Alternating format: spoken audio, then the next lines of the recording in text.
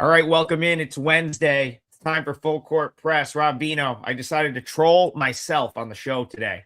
I got to know better than to go against New Mexico at the pit. Ruined our parlay with that one. It was a game. Admittedly, I was occupied with a very good game in Newark last night that I was at, so I didn't watch much of the Grand Canyon, New Mexico game. But it looked like a game until it wasn't. I think I looked down at my phone. It's tied in the second half.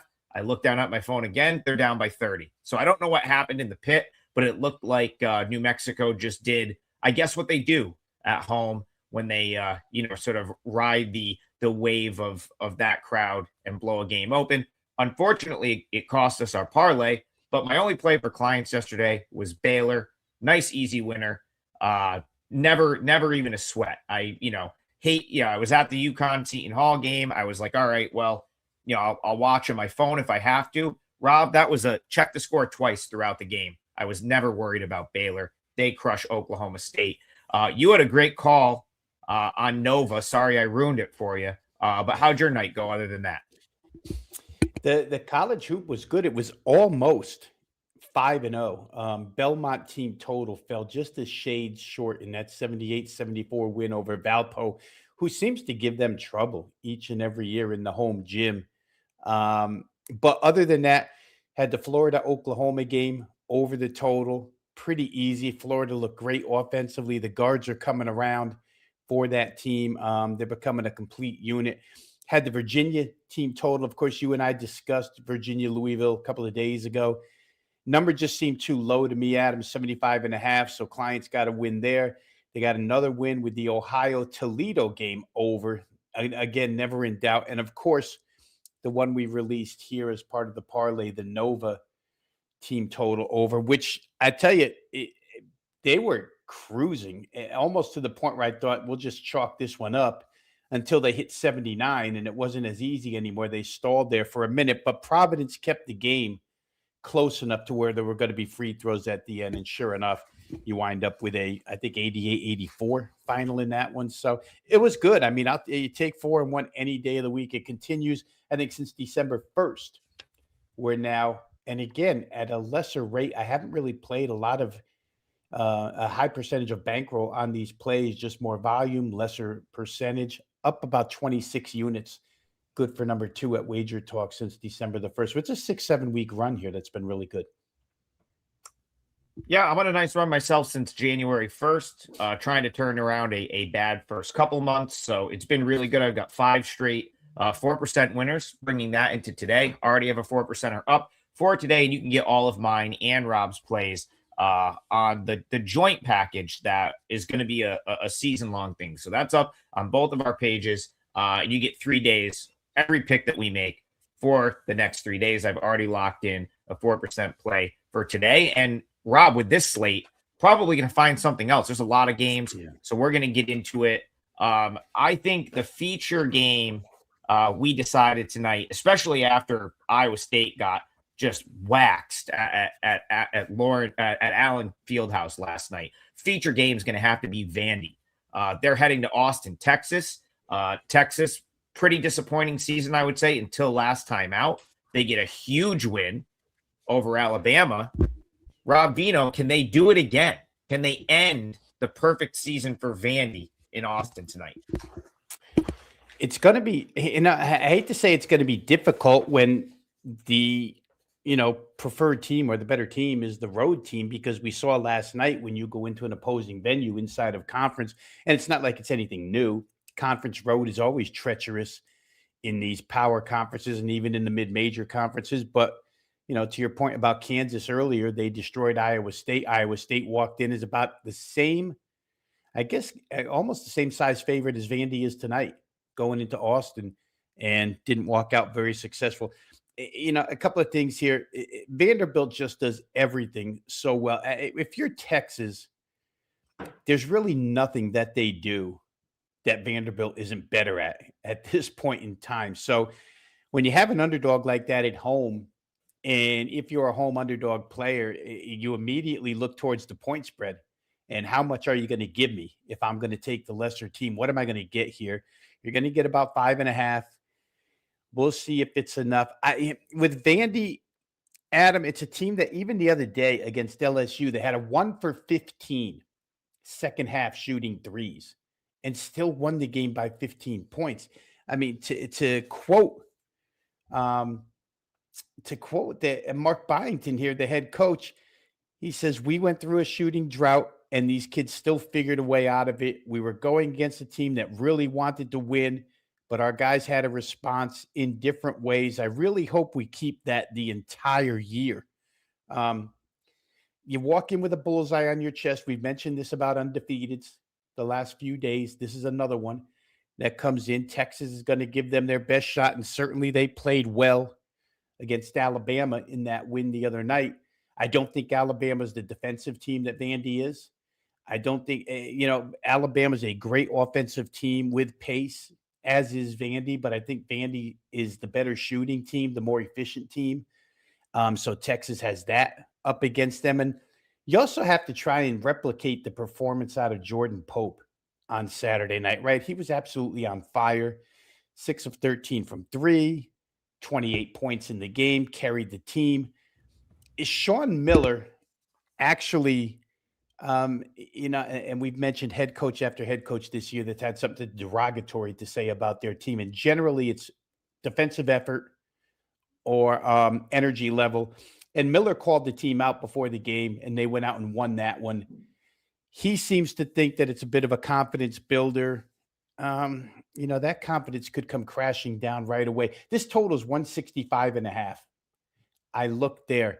Texas actually, Adam, has played quite a few games, 5 that have gone over this number, 2 that have gotten to 164, and 1 that's gotten to 165. So they're no stranger to this point territory.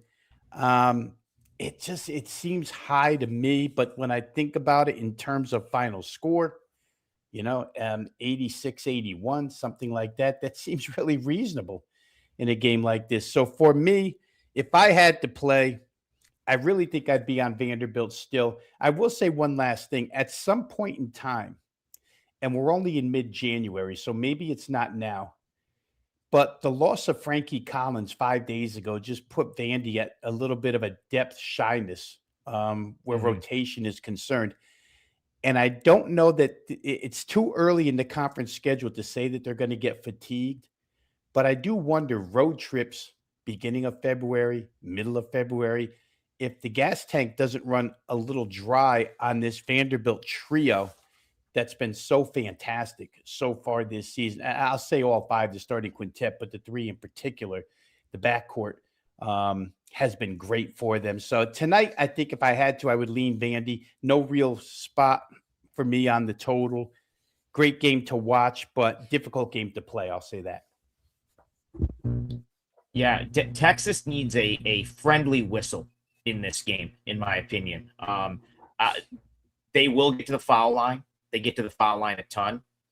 So they could really, in my opinion, benefit from like this being called tight and a lot of fouls being called.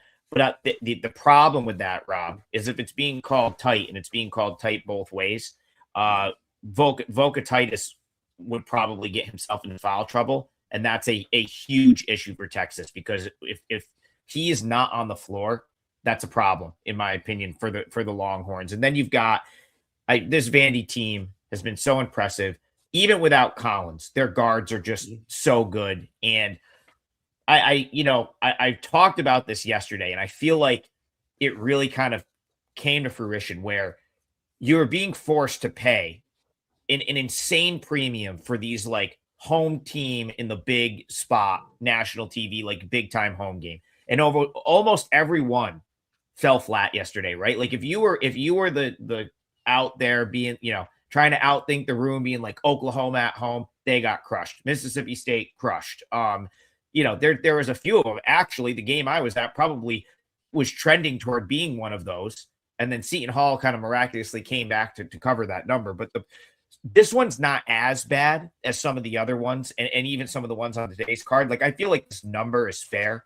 I kind of make it right in this range, Rob. Texas 5 plus 5.5. I think the number is fair, but I do think Texas needs some things to go their way. Specifically, if they can if they can live at the foul line here, they're getting the friendly whistle, and they're just pretty much allowed to rack up fouls and shoot free throws. I think they can be in this game.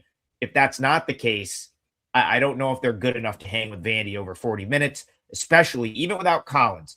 Tanner and Duke Miles are going to outplay their guards, in my opinion. So it's like Texas needs to live at the free throw line, and they can't have Okatitis get in foul trouble and not be on the floor. Those are the big things for Texas, because when he's not on the floor, that team is just very different on both ends. And so it's a tough one. I'm not the biggest. I haven't been the biggest fan of this Texas team. So for me, Rob, I don't know if I can come in and then play them after they just beat Alabama. I don't like being reactive like that. So that's the other thing for me. Will be a good one. I think but hey, if you get the tight whistle, maybe the over is in play, because if Texas is allowed to just go and, get points from the foul line, I think Vandy's still going to score here. So maybe the over is in play. I can't. Did you say over? I was like listening to you talk about Vandy. I didn't really hear the total aspect. Yeah, I wouldn't play under. That's for sure. I mean, like I say, Texas has been in and around this 165.5 number quite a bit this year. 5 times they've gotten over it. A couple times they've gotten to 64. Once they got to 65. So, and especially, Adam, if you have the free throw extension at the end, Vandy's an exceptional free throw shooting team. If they're the one in front, you're probably going to score from the free throw line. They're just so complete. I mean, it's hard to believe that with their lack of a true big, that they can be the shot blocking force that they are, that they can be the defensive rebounding force that they are. They're just better in all aspects. I think at first glance, people would recognize them this season as an offensive team, but it's all the other little stuff that they do so well. And I don't think their depth comes into play here yet. I do think in February, when they're on the road, maybe Frankie Miles, they're talking about possibly NCAA tournament after the meniscus surgery. We'll see. But it's hard to go against Vanderbilt right now, other than 16-0 going on the road and a team lying in wait. But I would take your advice that maybe Texas, that win against Alabama, that could have been a one-off, right? Texas hadn't really shown that all season long. And if that's just a one-game effort, Sean Miller did seem to think that maybe the team has a shot of confidence. We'll find out. Tough game to play. Maybe in-game, but tough game to play from the outset. Rob, did you know Wawa sells 2 bigger sizes of coffee than this right here? It's crazy. Who needs more coffee than that? This is already a lot. I happen to have 2 Wawas because they just built another one. 2 Wawas within 1.5 miles of my home here. So the one that was 1.5 miles away wasn't good enough. They had to put one on the other side of the road that was about 0.8 of a mile closer to me. So yeah, Wawa's a great place for sure. My sister's got like 5, like within close proximity to her house, but you got to 2 miles in central New York is a lot different than 2 miles in South Jersey, Philadelphia area. So yeah, I actually there was one that was much easier to get to than the other. It's something I guess you learn the hard way down here. 2 miles down here might be 17 lights. Right. You're battling. Yeah. We're going to go out. So this is Garth. First of all, thank you for the donation. And he wants to talk Wyoming, San Diego State. This kind of illustrates my point. I think, with these, the books are really, in my opinion, they're making my life easier, because they're taking so many games and making it so they're impossible to play with the tax that they're putting on home court suddenly. I think that this will wear off over time. But Rob, I think you get this whole thing where it's the finals week happened, or finals month, and then it's you've got some time off, and then there's no one in the stands because students are on break. Students come back. Suddenly you've got a little bit of atmosphere. Now you're in conference play, and it's the big home game spot starts to pop up. The problem with that is you're getting numbers like you're getting in this game. And so Garth says, thoughts on Wyoming, San Diego State. I can't pick a side. He does like Wyoming team total over. Well, Garth, the reason you can't pick a side is because you're probably pretty tuned in. You probably make your own power rankings, and you're like, wow, this is probably a pretty tough spot for San Diego State to have to go in altitude. And then you look at the number and realize it's 1.5. And you got to say to yourself, how can I possibly justify backing Wyoming and only getting a point or a point and a half when I think anyone that makes like power ratings probably has San Diego State like significantly higher. So Rob, my question to you is like, what are we giving 7 or 8 points here at home for Wyoming? Like that's where I'm having a hard time with trying to bet a side in this game. So maybe you do go the totals route. Can Wyoming score more than 74 points tonight? Well, it obviously can, Adam, because there's potential for them to get their pace in this game. Unlike a lot of previous editions of San Diego State, they're playing pretty quick for a San Diego State team, right? They're number 2 in tempo in league play. Of course, league play only has a few instances so far. But again, Wyoming's going to go out and try to push tempo. It's basically the way they have to play to win this game. You can't go down and set up against a San Diego State defense.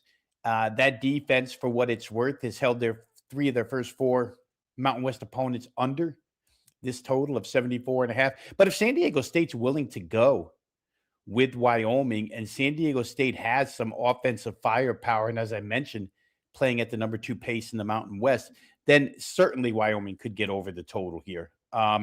San Diego State's the better team. Wyoming's off a loss, which actually helps when you have the home team here off of a loss, but it was a high-scoring loss. A lot of times when a team puts up a bunch of points the game before, I don't like to come back with them second time around. However, this number is considerably lower, due in fact to the San Diego State defensive ability. So you get that 74.5 guard at home with Wyoming. I guarantee you probably don't see 74.5 as a team total for Wyoming and Mountain West play the rest of the year. So this is your one shot to get this number. And it's more than doable in this instance. I haven't played it yet. I think in this league, even though Utah State is generally as good, or in the case of this season, maybe even better than San Diego State is the one team that walks into road arenas with the immediate bullseye on their chest. Like they're the team that gets everybody's best shot in that particular league. It's San Diego State. They'll get Wyoming's best shot tonight. So I'll phrase it this way for you, Garth. I wouldn't play Wyoming's team total under in this instance. I think there's too many elements from a fundamental standpoint that this game could get a little bit up and down, and Wyoming could get some open floor and be able to score 75. And it could get, I tell you what, this game could get a little physical where you end up on the foul line. San Diego State's not, not against being very physical with teams. And I think you talked about maybe potential for whistles in the Texas game, Adam. Potential for whistle here would help Wyoming as well to get up and over this number. I want to clarify something, because like, just because I say that it's crazy that I wouldn't bet the number where it is, that does not mean I really like San Diego State. That's what the great thing is about being on our side of the counter, Rob. We don't have to bet every game. We don't have to put a number out for every game. We have a slate like this. We maybe bet 2 or 3 of them. Now, Bayou says Wyoming plus 2.5. Now, that doesn't surprise me at all. Personally, I made the number 5.5 here. San Diego State minus 5.5. Now, you might say, wow, Trig, that's a pretty big edge based on, where the number is and where you have it. But for me, like, you still have to go win in Laramie in altitude. Wyoming's definitely the thing that probably keeps me off of this one and wanting to take a shot with the road team at a cheap price here is the fact that last year Wyoming was really close both times to knocking off San Diego State. I think it was like a 2-point game and a 3-point game. They were right there in both of them and lost. I feel like I won one of them. I had but again, last year I played Wyoming, I remember, in this matchup, and I was getting like a considerable number, probably getting like 3-4 possessions. Now you're looking at plus 2.5, pretty much having to win the game. That's where it's like, if it isn't a tight game, I trust Brian Dutcher and the way, San Diego State, just more of a winning pedigree. So I think I very slightly lean San Diego State, but me personally, I'm not going to take a shot in altitude. I just don't. I don't like it enough, and I don't like the San Diego State team enough to want to make that play on the road. And Bayou makes a good point. San Diego State hosts New Mexico on Saturday. Very much could be a look ahead. That's been a big matchup in this conference the last few years. And that it makes it challenging. And I feel like it's just, you're going to get this a lot in conference play. Shane, this is Shane puts in a perfect segue. So we're going to go right to this game, Rob, because this is kind of illustrating my point. He says, can we talk North Carolina? And this is I'm in the same boat here where it's okay, you have to respect the fact that North Carolina's heading out west here, right? The ACC, of course, ACC. This is the Stanford Cardinal in the ACC. North Carolina is going to make the West Coast trip. But if you can get past them having to go out west, to me, they're a significantly better team than Stanford. And unless, you might be without, Stanford might be without Chisholm Okpara in this game, I read. That would be concerning. I don't think it totally negates what Stanford wants to do, but still, he's been good for them. So again, if you can get past North Carolina having to play on the road, doesn't that seem like a cheap price for the Tar Heels to you? It does. I mean, especially from a matchup standpoint, we'll go way back. And again, I said this yesterday, and we'll probably repeat this throughout the week. But for those who are, at this point in time, tuning into college basketball because there's nothing really else to bet on these weeknights other than college and NBA hoop.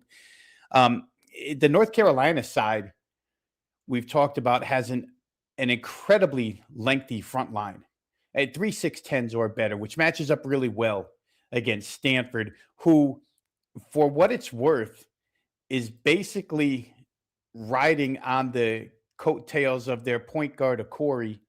And North Carolina is going to have a way to stop or at least contain Okori even at home. I think you're right. You have to get past the road swing. It's happening in the Big Ten tonight as well. Michigan's going to go to Washington because the Big Ten has this thing where they need West Coast teams invading the East and the Midwest and vice versa.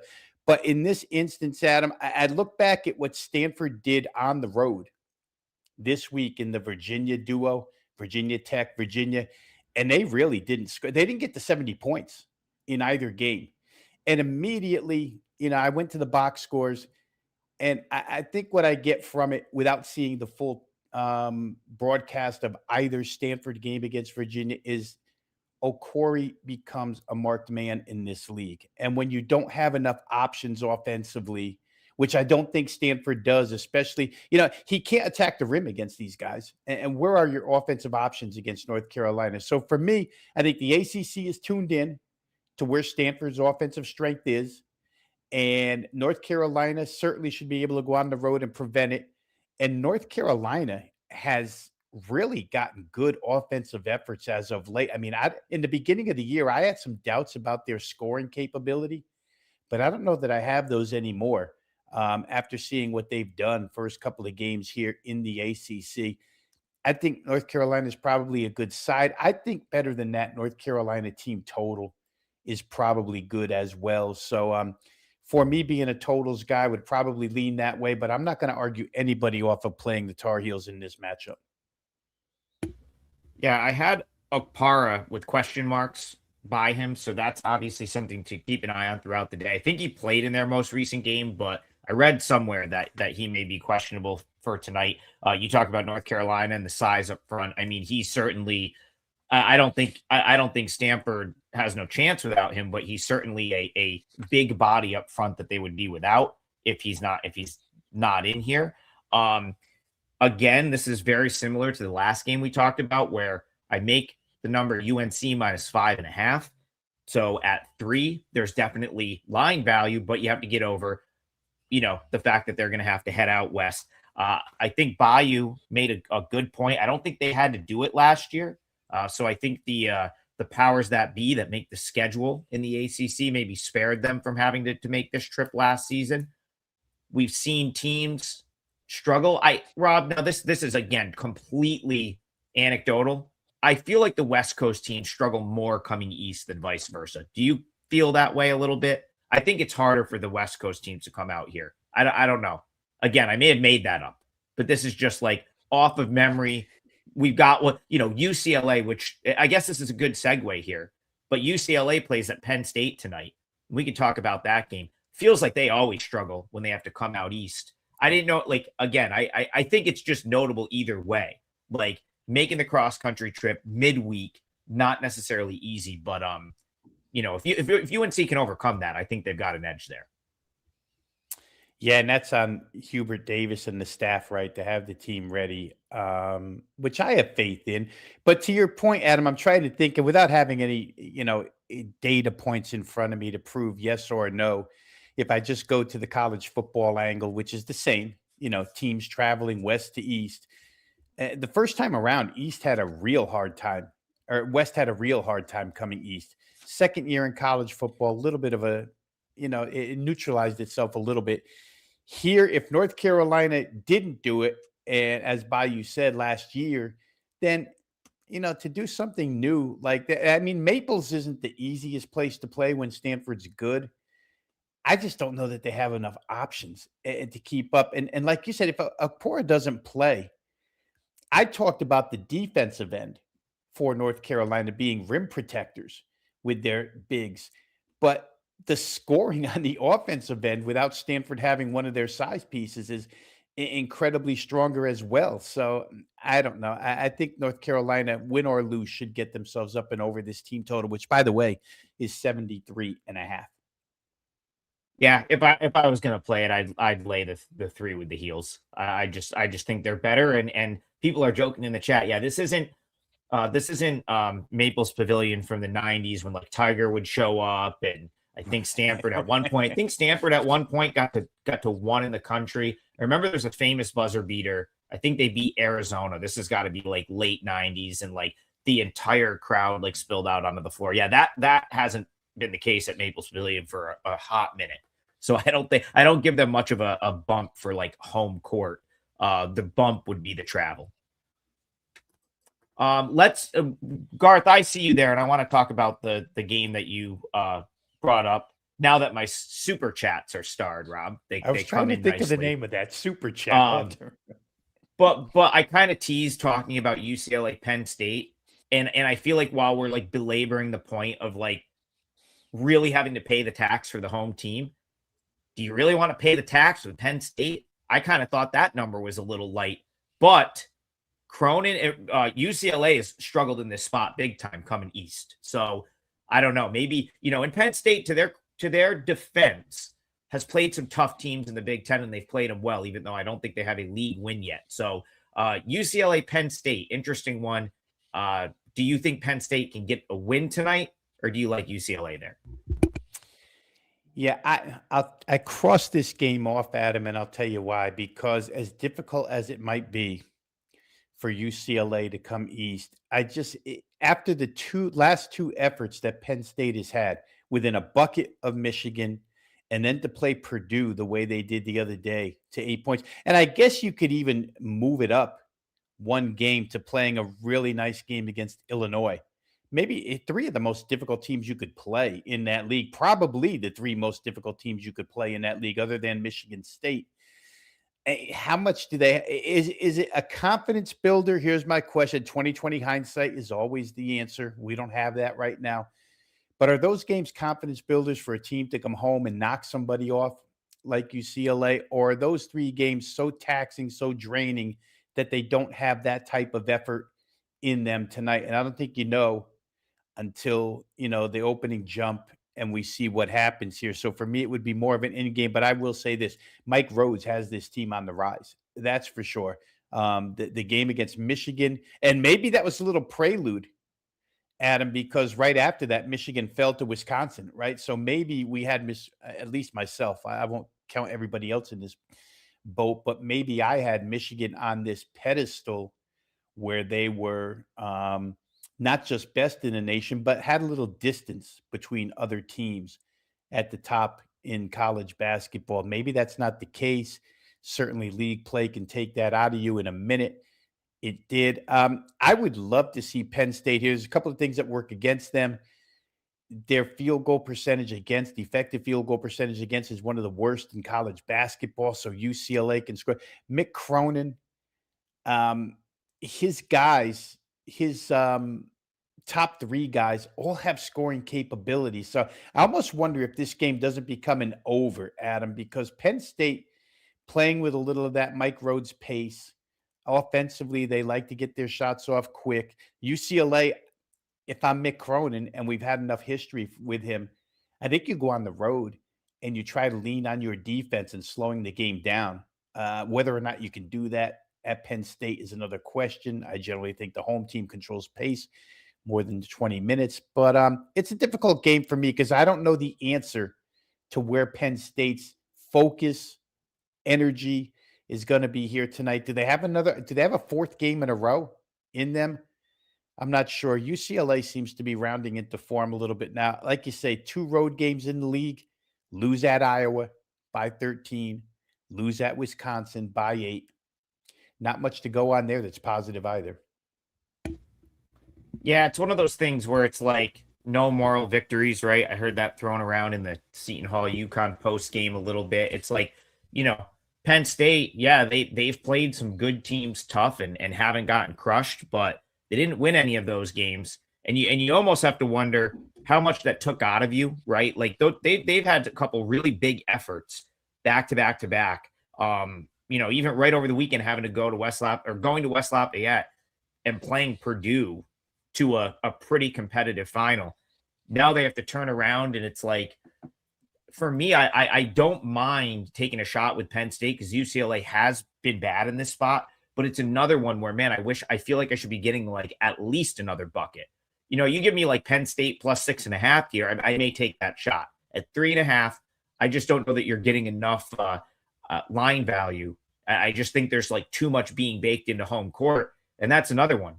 Bryce Jordan Centers has not exactly been the craziest home court atmosphere in recent years, especially not for like a non-traditional, like huge Big Ten team. If it was like Michigan State coming to town and they're like top 10, or Ohio State, I feel like they get like a big turnout. I don't know that UCLA gets that type of draw there for them. So again, I feel like with those 3 games in a row, like we kind of illustrated the point where it's like, this is really going to be a thing, at least these first couple weeks of conference play, where I think that the home court, you're really going to have to like evaluate, is the home court worth as much as the books are saying it is? Because otherwise you're going to end up stuck with like some bad numbers on home teams, in my opinion. All right, before we move on, again, we will start to lock in plays. We will have a parlay. I ruined the parlay yesterday with Grand Canyon, but we're right about even on the year. We're going to try another 2-teamer for today. I think we earned at least one more day of trying the 2-teamer, Rob, with that win on Monday. For all of our plays, I've already got a 4% play locked in for today. You can get that. Just get the joint package. Myself, Rob, all the plays we make for 3 days. I'm going for my 6th straight 4% win. I'll put it up individually as well, but it's a far better deal to just do the joint package. So that's what I'm going to promo here. Rob, anything to promo for yourself? Any football for the weekend? What do you got going on? I don't have it up yet, but it's going to go up probably between this evening and tomorrow. At least one NFL play, Adam. I think these NFL plays, now that we're down to 4 games, you can do the work a little bit earlier in the week and come to some conclusions. I'm waiting on a couple of injury weather reports here before I officially go up with that. But I mean, the promotional stuff, I think basically I said off the top, it's been a really, really solid college hoop run since December the 1st, about 26 units, playing very small incremental percentages of bankroll here. I think you said it best. We looked it up, and it's called Double the Firepower. That's the package you want to look at. Double the CBB Firepower. Myself and Adam combined for 3 days. And I tell you the truth, any 3 days in college hoop is pretty good. You see with this schedule, even though Monday was a dud, Tuesday and Wednesday, as far as schedule is concerned, and watchable games, where Monday was all extra board games, you get a lot of action during a week in college basketball, no matter what 3 days you pick. So again, I would focus on that particular package here. Adam, I don't know. I should know the price. I mean, I know the name of the package and I know how long. I think the price is $59 for 3 days for both of us. I'm not positive of that. Could be $10 higher. It's no more than $10 higher. I'll put it that way. So go ahead and get involved if you want to extend what you hear here on the show for 60 minutes. All right, let's go. This is since we didn't really, I feel like we didn't have like a super definitive answer for Garth on that San Diego State Wyoming game. He asked about another one. This one I have a little bit more of an opinion on. And we'll hit this conference. So Garth says, any thoughts on Tulsa, Charlotte? He likes this Tulsa team a lot. Garth, I like this Tulsa team a lot too. I kind of said it from the beginning of the season. I talked about Tulsa as early as the Rhode Island game they won, and then before the Kansas State game, they should have won. It was an easy cover. But I was actually at their game last week in Denton, Texas against North Texas. They lost that game. I feel like they kind of, Rob, hit the first bump in the road. You know, that was the first game where they kind of got punched in the mouth in the second half, didn't have an answer. I felt like North Texas was the better team in that game, deserved to win that game. And then over the weekend, where it would have been a spot where I would have thought Tulsa would have bounced back, they drew a really tough matchup with South Florida, a team that's going to play a certain style. And I just don't think, I guess the thing for Tulsa that I've noticed, and my buddy Truman is in the chat, we were at the game together, he pointed this out when we were at the game, is that they kind of lack some interior defensive toughness. And I think South Florida really got to the rim against them because that's what South Florida does. They're Nate Oates 2.0, Alabama, just try to run right at the rim. And I think they were able to do that against Tulsa, score 93 points, and hand them their second straight loss. Much easier ask, in my opinion, here for Tulsa. My number was right on line with this, but I kind of think that Tulsa maybe bounces back here. Charlotte, it can be decent. I think they're on the ascent a little bit, Rob, but I don't know if Tulsa loses 3 straight games. So I'm kind of in with Tulsa being the side I would pick in this game. Anything for you for Garth, Tulsa, Charlotte? Yeah, I think, Garth, I give you a slight lean here towards the under in this game. 150 and a half seems a little bit high to me, with Charlotte being the home team and playing at the snail's pace that they do. And just knowing that that Tulsa had to go on the road to North Texas, the same snail's pace type team, and the game only got to 139, 11 points less than what we see here. I feel like Tulsa probably can defend Charlotte as well as they defended North Texas. And I guess the key to betting side here is, do you think that contrast in style, Tulsa definitely wants to play quicker than North Texas did. They definitely want to play quicker than Charlotte did. It seemed to bother them a little bit at North Texas.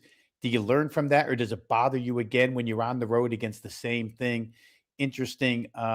It's hard when you don't have more than one real league instance to point at in order to make that decision. But I do think 150 and a half is probably too high for me to play an over. I do think it probably sits somewhere in the 140s in this game. It's something where the winning team comes up with 74 as their winning score. I wouldn't be surprised at all. So to me, that plays toward the under. Yeah. I think those are both reasonable takes. And again, I see some, I lost my one screen. I'm down to one screen today, but I think Charlotte maybe did take a little bit of money if that gets knocked down. So someone's been betting it against Tulsa the last couple of games. The game I went to last Sunday, North Texas absolutely got slammed. Definitely was a sharp side in that game, which kind of made sense because that probably opened. Like, if you want just for a reference point, right? Tulsa opened -4.5 at North Texas like 10 days ago.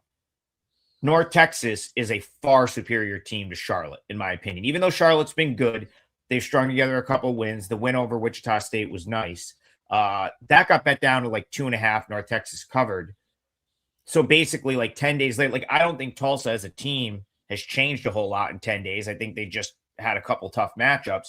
And now basically the books are like, okay, you can have Tulsa at the same price that we were going to give you against North Texas. Like I think just that alone maybe shows a little value on the Tulsa side because they're playing a lesser team here, in my opinion. So especially if that follows the same pattern, and Charlotte takes a little bit of money as a dog, which is possible. They've taken money as an underdog in recent weeks. Let's say this got down to like Tulsa -3. I think that's a pretty good bet. If you can get like Tulsa -3 or better, I think that's a good bet. I was at like 4.9 or something here on the number. So that's what I'd be looking for to jump in with the Tulsa side. All right.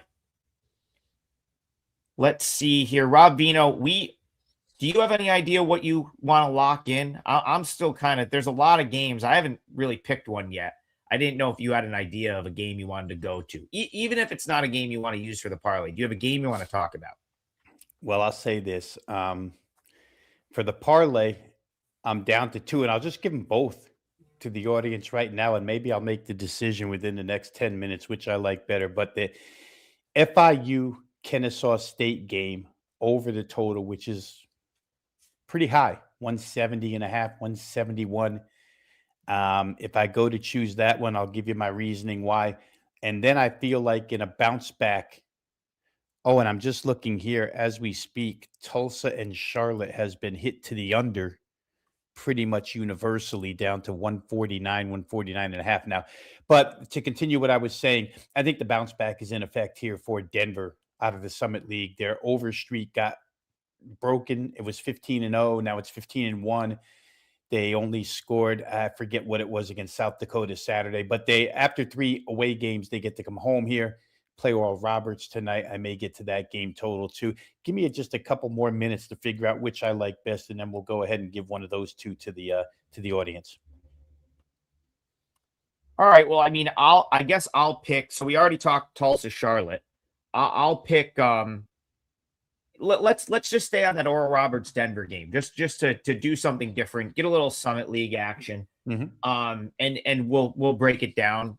Yeah, we can lock in plays at the end of the game, but like this game's interesting to me because we kind of had the conversation about Denver last week, a couple different times, right? Ahead of the St. Thomas game, they got the cover there. South Dakota State, again, we noted that Denver was starting to maybe not be as big of an underdog as they were in previous games. Went off 8.5. They just tucked inside the number there, lost that game by 8. Suddenly, you're looking at laying 8.5 with Denver. So, like, there's been a pretty big swing. This has been a team that's done very well as a dog a lot of this year. Even go back to the non-conference. Huge win for them at Colorado State as a big underdog. Covered that they've had a handful of covers. One at Northern Colorado. That was another underdog win. Covered a big number against the Tulsa team that we just talked about. But Rob, now they're at home laying 8.5. Sometimes I don't like that profile. When a team's done really well as an underdog and now suddenly they flip to being a big home favorite, it's not, I typically don't want to back them as a big favorite. So just talk to me a little bit about that, and then maybe your analysis on where you do want to go in this game, Denver or Oral Roberts. Yeah, it's, and again, I'll say that in the NBA, we do use as a handicapping angle first game home after a long road trip, which is the situation Denver's in today. I don't know that it applies as much in college because in college you have such a wide variance, margin of separation between teams. In the NBA, guys go out on a 5-game road trip, 4-game road trip, and then come back home and get their affairs back in order. And the first game is generally not one where they play very well. And when I say generally, I mean, better than 50% of the time you can bet on the other side and probably win. Here, I think Denver's probably happy to be back home. Oral Roberts is not a team that's won a lot here recently, and they haven't necessarily come close. The North Dakota State game on the road was pretty good. When you take them to double OT, that's kind of impressive. Whether or not I want to lay points with Denver, though, with the ridiculously poor defense that they have is another issue. I mean, Denver, for what it's worth, they rode that 15-0 over streak as a one-trick pony, right? It's all scoring. It's no defense. We're going to outscore you. And they tried against South Dakota, didn't work. It finally stayed under. And the odds makers obviously have caught up, right? That's the key to our business here is when did the odds makers finally catch up to something that wasn't seen to start a season? So for this game, I think I would still look over. I think Oral Roberts can put enough up, and Denver certainly is going to put their share up. But I'll lock in now in our parlay, Adam, with the other game that I talked about, FIU All right, well, and Kennesaw. Well, let's do this, Rob, because if you're not going to go to this game for the parlay, I'm going to take this game for the parlay. I'm going to take Oral Roberts. I'm going to take Oral Roberts plus the points, and then we'll go to your game and do the full breakdown of that FIU game. I'm about 3.5 points off where the market is here. Can you tell me is this 8.5 or 9? What do we got right now for this game across? Like, I think I just saw 8.5. I think I saw 8.5 too. I just want to make sure I'm not giving out a stale number. While you just confirm what the number is, and I'll get my screen back here in a second. I'm about 3.5 points off where the market is. Oral Roberts has played much better of late. Like if they've just been far more competitive kind of since conference play started. I know they didn't cover against St. Thomas, but I didn't feel like they played poor. Like that's a good St. Thomas team, and that's a team that will slow you down, defend you. Like I feel like remember, if you go back to the beginning of the year, everyone thought St. Thomas in this league was going to like run away with the league. So they're a team that I think maybe a little bit undervalued coming into conference play. Didn't think Oral Roberts played terrible. That was the last game. That was their most recent game. It was a 3-point game at half. St. Thomas ends up winning by 11, but I don't think it was like a non-competitive game. The game before that is the one you referenced, double OT loss at North Dakota State. Pretty solid performance. Game before that, yeah, they lose on the road to North Dakota, but again, they're really not getting crushed in these games, in my opinion, even though there's a couple of 11-point losses in there. Going back to your point, Denver, to get enough stops to not like even give them a chance to kind of creep through the back door if it isn't a competitive game, I feel like you have a couple of different ways to cover this. Oral Roberts comes out, plays good, potentially plays good enough to win. It feels like they're almost due to get, to have one go their way. And then on the other side, Denver could be up 10-11, and you have to worry about them just giving up a couple of points to let you back in on 8.5. So correlates with what you kind of were looking at. I'll take Oral Roberts plus 8.5 for my leg of the parlay. All right, let's go to Conference USA, Rob. I texted you this weekend. You kind of said, man, I wonder what because we talked about travel in this league. And yeah, I think as we were going off air on Friday, you're like, man, I wonder what the home road splits are. And then on Saturday at one point, I was like, it's like 20-4 to the home team. At least this was at some point on Saturday. Now I know late Saturday, Middle Tennessee went on the road and won. And I'm sure it's like, it could have changed a little bit, but I definitely think there's something to that in this league with Delaware, Florida International down in Miami. You got to go out to El Paso, Las Cruces, all over the place. So we're going to head to Conference USA. This is Florida International, I believe, taking on Missouri State. Is that the matchup here? Kennesaw State. Yeah, sorry. Florida International, Kennesaw State. The floor is yours. Yeah, and the point I'm going to make, and the reason why I like this is because obviously these two teams I won't even say prefer, they have to have a certain pace, which is extreme tempo. Jeremy Ballard's team has been that way at FIU for as long as he's been tenured there as head coach. And Kennesaw has become that way this year. I think they're the 7th fastest adjusted offensive tempo in the nation. But for FIU, when you get bottled up, which they've been in their last 3 games by teams that want to slow you down, UTEP, Jacksonville State, Missouri State, and you can't get out and play your preferred pace, it kind of is frustrating for a team that's not that good. Right? Florida International can score a lot of points, but when push comes to shove and you're asked to play out of style and you're not overly talented, it becomes an issue. Well, it became an issue in those 3 games, right? All of a sudden, the team that wants to play mid-70s to high 70 possessions gets knocked down to 67, gets knocked down to 65 against Missouri State, 71. All 3 of those games stay 150 or lower. Here they get Kennesaw State, where this is going to be absolute track meet. The opening number was far better here, 168.5. We can get 171 in this game. I still think 86 aside is not out of the question here. And I'll back that up by saying Kennesaw State played those same slow tempo teams that I just mentioned, 2 of them in their most recent 2 games, Missouri State, Jacksonville State. And Kennesaw State here on their home floor got those teams to 170 each. If you can get those teams to 170 on your home floor, then certainly you can get Florida International to 172 because they're going to play your tempo. They actually forced those 2 teams, Missouri State and Jacksonville State, out of their comfort zone. That's how, I often talk about who can dictate pace, who can dictate tempo. Kennesaw State's showing you that on their home floor, they're going to dictate tempo against anybody. Whether you come in as a 64 possession team or not, you're going to play our way. Florida International loves to play their way. I think we get more than enough scoring opportunities here, which is what you need when you play over. So give me the over here, Adam. Kennesaw State, FIU, which will be more than happy finally to break out of the doldrums of playing a bunch of tortoises and say, okay, this is much more what we like. Over 171 in that game, I'll take as part of the parlay.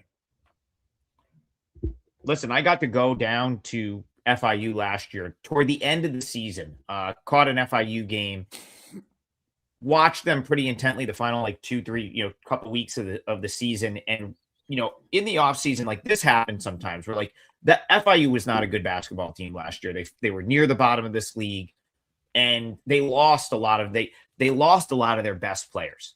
And I almost feel like they were unnecessarily penalized for that coming into this year. It's listen, when you're a bad team, why do you care if you lost your quote unquote best players? You were bad, right? So don't you want new players at that point? And I kind of felt like that's what happened with Florida International. Now, why I'm bringing that up is I feel like the books almost penalized them. Salacham, I believe, ended up at TCU. I know Deshaun Giddens transferred to the MAC. He's been on Sacred Heart. His brother is an assistant coach there. He's been really good there. But of course, that's a step down, Conference USA down to the MAC. And, they kind of lost their better players. So Florida International has, in my opinion, come into the year as a bottom option. And I kind of felt like they were good. I looked at this team, watched them play a couple times early in the year, said this team's probably going to be better than they are last year. And they certainly have. I mean, if you look at their offensive numbers are pretty good. I think they've been competitive in a lot of games that they should be competitive in.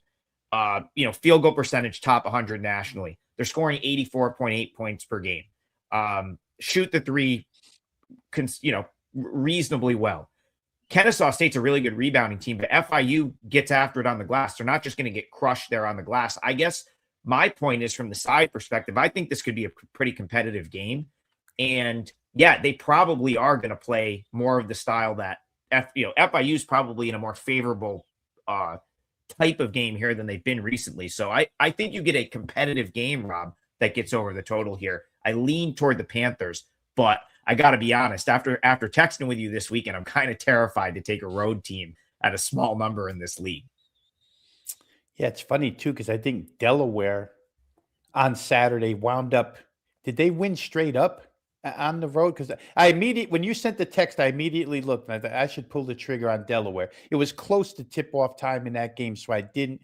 But I remember they covered. I just can't remember if they won straight up in that game. So I know I won straight up on Saturday night with Middle Tennessee State on the road at New Mexico. So again, that could come back to the mean, but I don't think it's there's definitely some merit to how many miles these teams are logging this year. Now, Kennesaw to Florida International, probably one of the shorter trips in the league, right? That's actually pretty reasonable travel. Kennesaw in Georgia somewhere, FIU down in Miami. But Rob, give me that number on the total one more time. To be fair to everybody out there, 171. Guys, you can shop it and still maybe find a stray 170.5, but I don't think you'll have any problem clearing 171. Just real quick to sum up what we were talking about with CUSA teams and traveling. It's a good thing, Adam, if a team is successful as a visitor with long travel, the first game, they go and they play back-to-backs. Maybe coming back against them in the second game is still an angle that we should be looking at throughout the season if they do win the first game. But it's a good, like I say, 20-4. Who the heck's going to argue with 20-4 heading in? Even if there were a couple of road wins on Saturday, it's still a very good percentage of winning if you're playing against those teams doing the amount of traveling that like Delaware had to do this past weekend. All right, real quick. We have someone asking, can we do a package through March Madness? Maybe. We'll certainly ask about that, but I'll tell you what, if you email customer support and ask, they'll definitely make you one, and they'll probably give you a better price than whatever they would post that on the website. So that's a little like hack here, WagerTalk hack. For long-term stuff, just email the girls at customer support, and they'll give it away at whatever they possibly can at the best possible rate. You just show them some love, email in, tell them how great of a job they do, because they really are the best customer support staff. Rob, I can't speak right now. Customer support staff in the game, and they'll give you that package. They'll just do it for you. Okay, let's get one more in here. We've got a few minutes left. Half the chat is talking about Auburn, Missouri, the Battle of the Tigers. This is a pretty intriguing game to me. I had a winner over the weekend fading Missouri with Ole Miss. Rob Bino, I kind of want to fade them again here. I guess Auburn, I'm in the same boat with Texas, where it's like, did I just miss their huge performance, right? They had that big win over the weekend against Arkansas. But I just think Auburn's the better team. And I think this kind of sets up for another Auburn win. What do you think? Auburn Tigers, Missouri Tigers? Yeah, and just from the other perspective, it's kind of hard to discount the Mizzou side, seeing the way Florida has played the last couple of games and knowing that the one game prior to these two outbursts, Missouri beat Florida on this floor, 76-74. So Mizzou's been a little bit up and down with the offense, Adam. I don't know that they have the amount of offensive weaponry that Auburn does. It kind of comes and goes. There are nights when you watch and there's enough support for Mark Mitchell in that offense. Maybe some nights Jacob Cruz is banging the threes and they're scoring pretty well, but there's nights where the threes go dry and Dennis Gates' team doesn't have enough offense. I think this one's going to get up and down. I'll tell you where I was really, really surprised. Not necessarily surprised that the total opened 159 and immediate money took it downward, but to the lengths that they're taking it downward now. As we were talking here on the show, I saw 153.5. And I think I have to jump in at 153.5 and push back, because Auburn is an incredibly good team when they're playing 94 feet of basketball. They're not as good setting up in the half court this year, but you watch them play the last couple of games, and when they can get games in the open floor, Missouri will go with them. They do well. So because we're real short on time here, I will just close up real quick by saying I'm looking at playing this total over, because I think they pushed it down too far. Yeah, I would agree with that. I think Auburn, sorry, I was looking at their schedule. Looking at Auburn's schedule with they have played a really tough schedule. Houston, Michigan, St. John's earlier in the season, NC State, Arizona, Purdue, Georgia, Arkansas. That's a really tough schedule that they've played. And I just think they're going to be able to score here. I had my reasons for wanting to go against Missouri over the weekend. That came to fruition. And, watching that game, I was like, man, Ole Miss kind of is kind of bad. And they still sort of took it to Missouri in the second half. Auburn, a much better team. I could only come back with Auburn in that matchup. Yeah, we are up against it, but try to get to a couple more games today. I know there's a bunch we didn't get to. It is a huge slate. We do the best we can with an hour. The nice thing is, if you're looking for more opinions, we've got them. They're part of our package. So check that out. It is 3 days, myself, Vino, all the plays we make for 3 days. I'll certainly have a couple today. The 4% I have locked in, we did not talk about it on the show. We do have a parlay, and someone asked, do you mind that that Denver got bet up? No, I want to play against that. I don't think Denver should be an 8.5-point favorite in this game. So I'm going to go Oral Roberts for my parlay lead, and Rob Bino is going to go Florida International, Kennesaw State over 171. That's the two-teamer for today. We'll be back 10 a.m. tomorrow to talk more college hoops. We'll see you guys then.